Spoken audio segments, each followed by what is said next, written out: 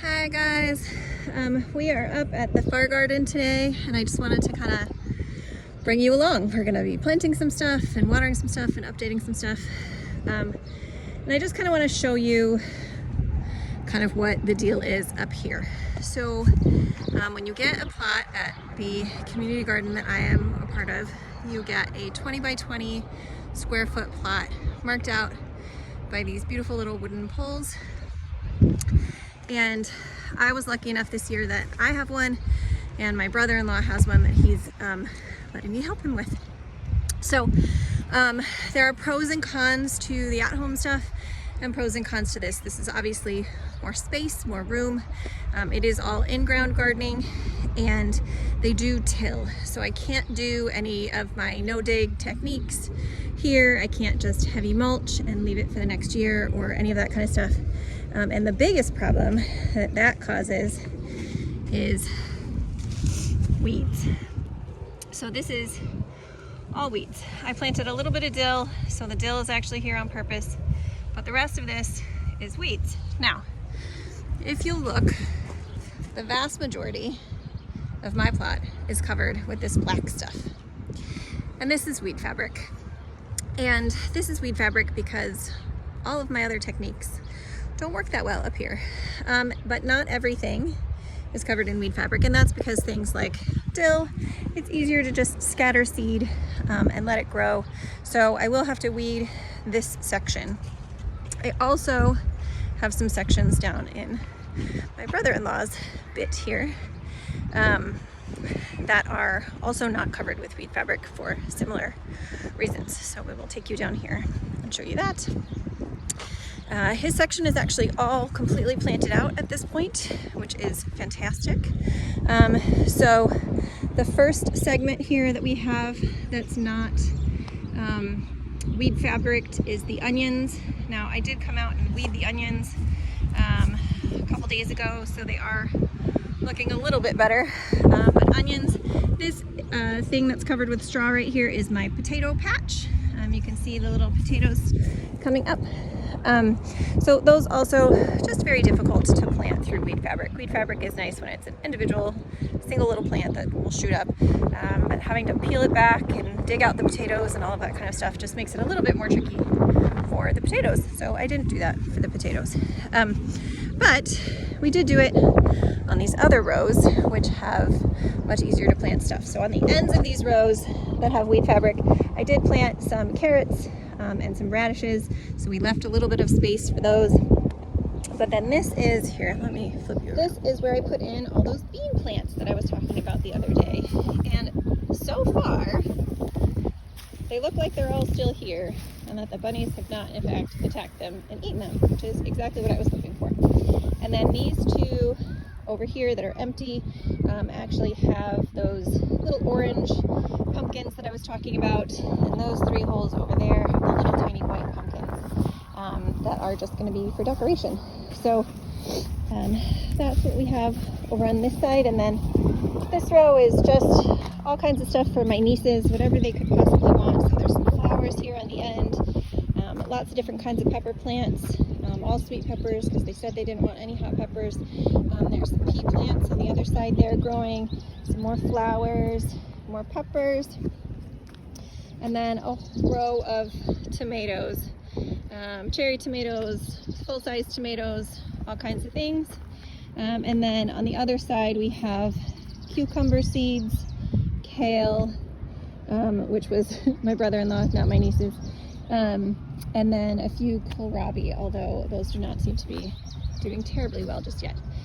But hopefully when they get a little bit more heat and more water, they will be happier too. So back over to my little section. So that's all planted out. I don't have to do anything more with that except keep it watered, especially the squash and cucumber seeds need to be watered pretty regularly so that they'll sprout.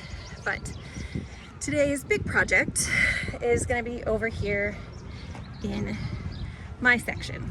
So like I said, I have dill planted in this section right here. I also have some squash planted over here. So I have some butternut squash and a couple zucchini plants that are going to grow up in this section, and they're just all going to share.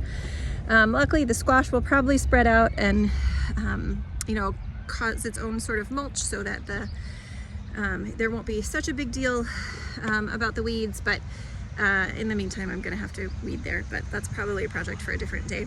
That is probably not what we're gonna do today. So, weed fabric. I have to make holes in the weed fabric. Now I have this piece of weed fabric from previous years that already has holes in it. So that's very helpful. And this is the row that my peppers are gonna go in. But then I got some new weed fabric for the year. And I even did the walkways, which I don't always do. So this weed fabric, we're gonna have to put some holes in. Now, this is probably my favorite thing to do, which is speaking, I suppose. The best way to make holes in this weed fabric is to burn them with a torch. So I have a propane torch here with me today, and we are gonna burn some holes. And then after we burn holes, I'm gonna show you the new tool that I got this year. I have seen this all over YouTube and all over the internet, and I am so excited to use it. But let me show you in the meantime. All right, so here's my fancy torch.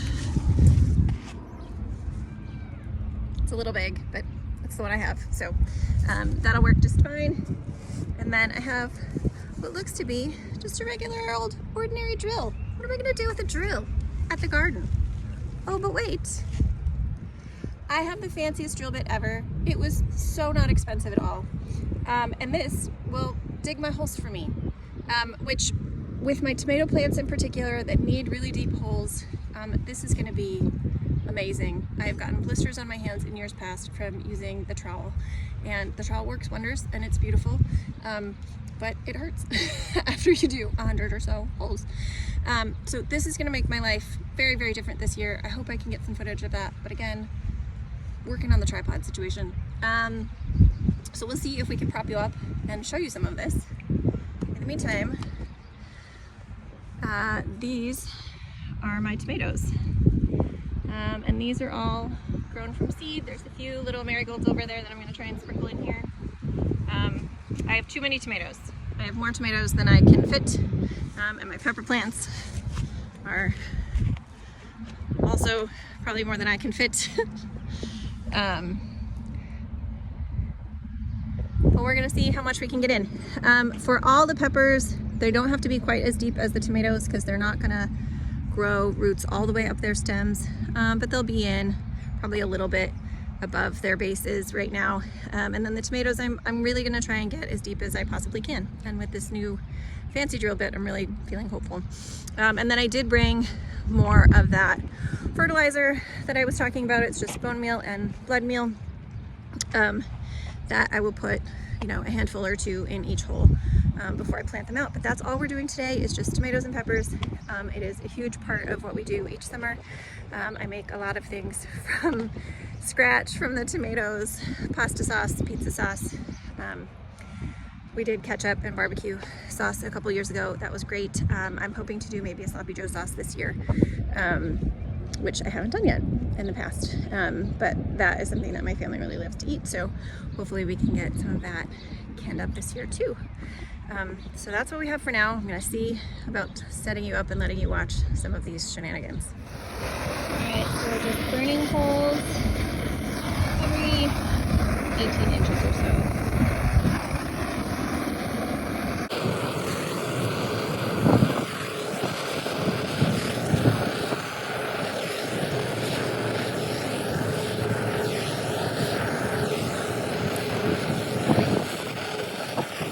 Here, we're just gonna do them sort of in between. See that? In between where those other ones are, just space them out a little bit.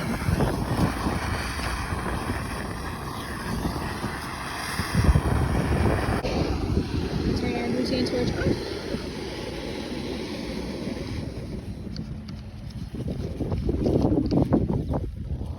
And that is it for making holes. That took me 5 minutes to make 60 holes. So brilliant and beautiful butane torch. And now we are going to dig our drill. I'm so excited. All right, guys, I've never used this before. Wish us luck.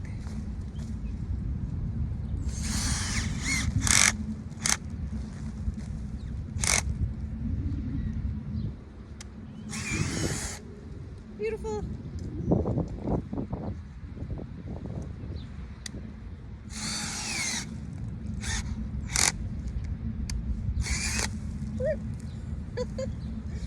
I will learn control. All right, well that's it. We're just gonna dig a whole bunch of holes. I'm gonna put some fertilizer in them and then put some plants.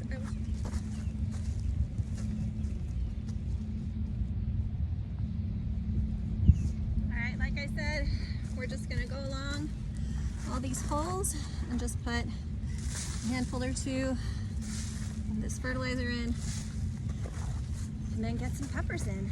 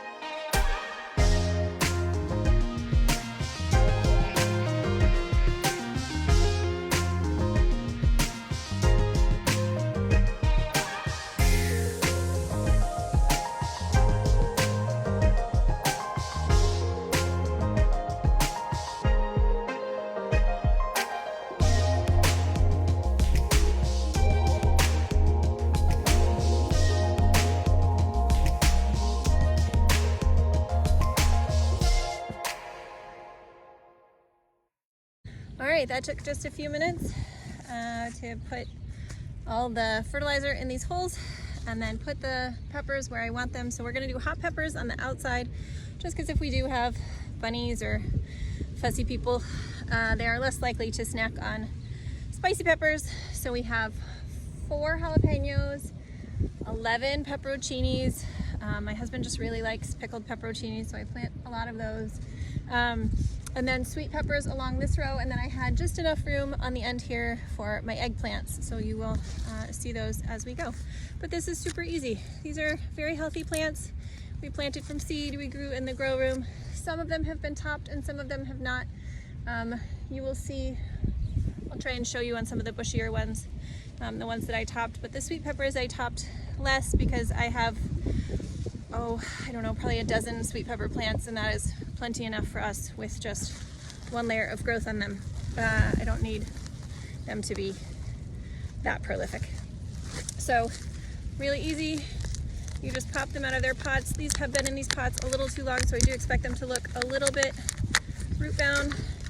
Yeah, see, you don't want this to happen. This means that they've been in their pots for too long. This is the roots trying to sort of swirl around. So I am gonna try and loosen these roots a little bit. The great thing about both peppers and tomatoes is that they're pretty flexible.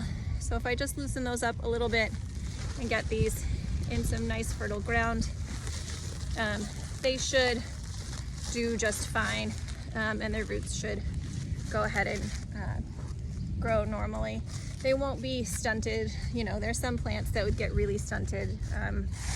Squash, which is why I tend to plant those straight into the ground, would not do well with this sort of transplant.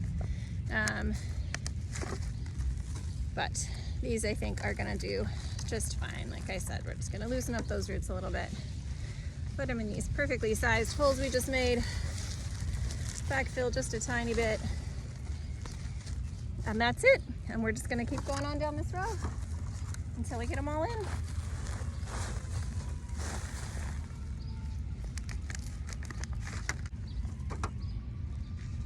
So the varieties that we're growing this year, like I said, we have some pepperoncinis that we're growing, some just regular old jalapenos, And then I have this red pepper is a Marconi Rosso. And then I also have a lot of Corno del Toros. Those are peppers that I've grown in the past. I really like them for roasting. They make a really great red roasted pepper for salads, for just snacking, however you want to eat those. And then I have one yellow that was extra that I didn't put in our home garden. So we've got one yellow out here keeping everybody else company. But mostly these are reds because I just have more use for roasted red peppers than I have for the other colors. So those are mostly just for fun and fresh eating.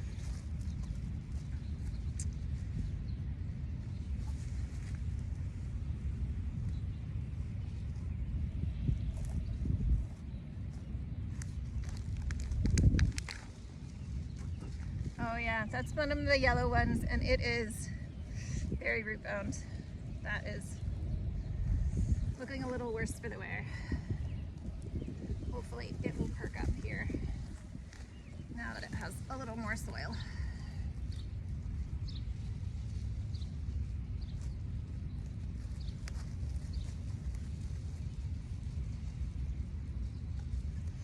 All right, you guys can't see what I'm doing anymore because all those peppers are in your way, so we will pause this here and come back to you. All right, we're down to our eggplants here, and they are same. Although hopefully a little less root bound, but nope, still very root bound. So everybody was just so happy this year. They got to go out in the sun probably 3 weeks ago to start hardening off, and they only went inside. I think there were 2 days that were pretty cold, so I left them inside for about 36 hours at a time each of those times. But it's been 3 or 4 weeks they've been outside, so they are very hardened off and ready for this weather, but a little too happy. All their roots are really bound up.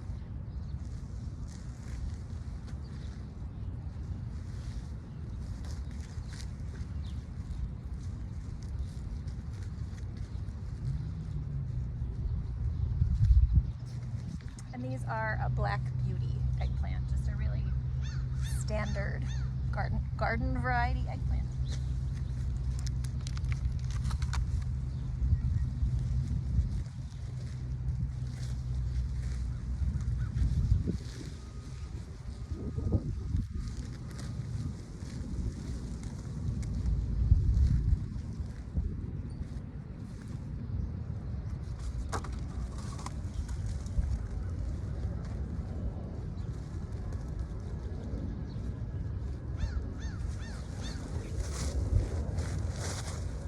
I'm lazy and like to save my back, so as much sitting as I can do. That's how we do this.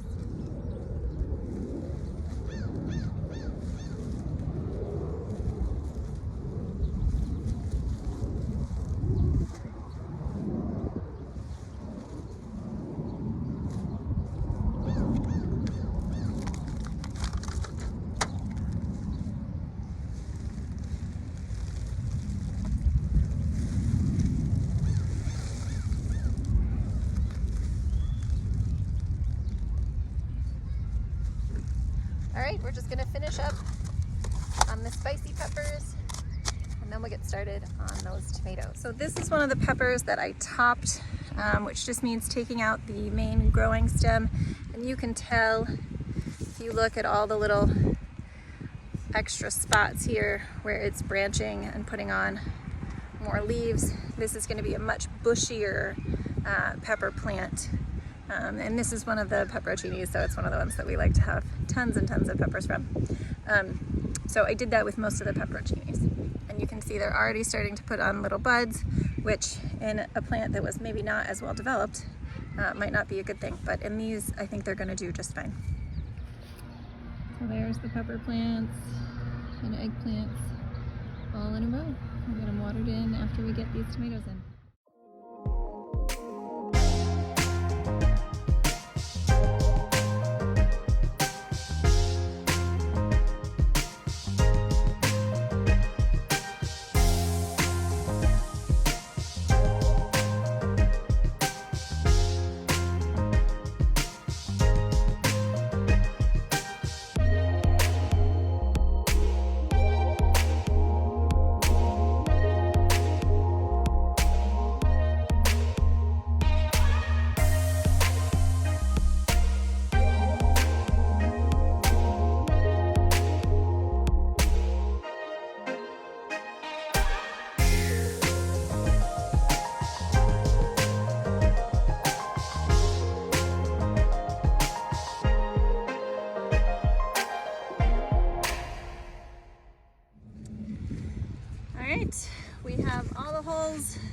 sprayed. We have fertilizer in them.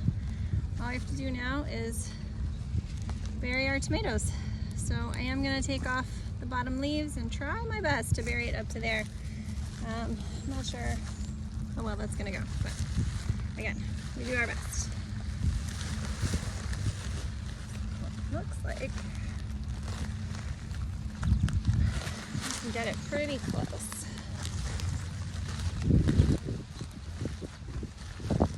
Alright, and that's it. That's all we do, and then we're gonna do 60 of these. I guess technically we're doing 54 tomatoes and 6 tomatillos. I have 42, I'm not going to do the math on this properly. I have, I think, 42 super sauce tomatoes, which are aroma type tomato for sauce making. And then I have 4 of the orange Wellingtons because I just like the flavor that they add. And then probably 8 or 9 of the damsels. Also just kind of a nice flavor to add to the sauces. So we're gonna get them all in.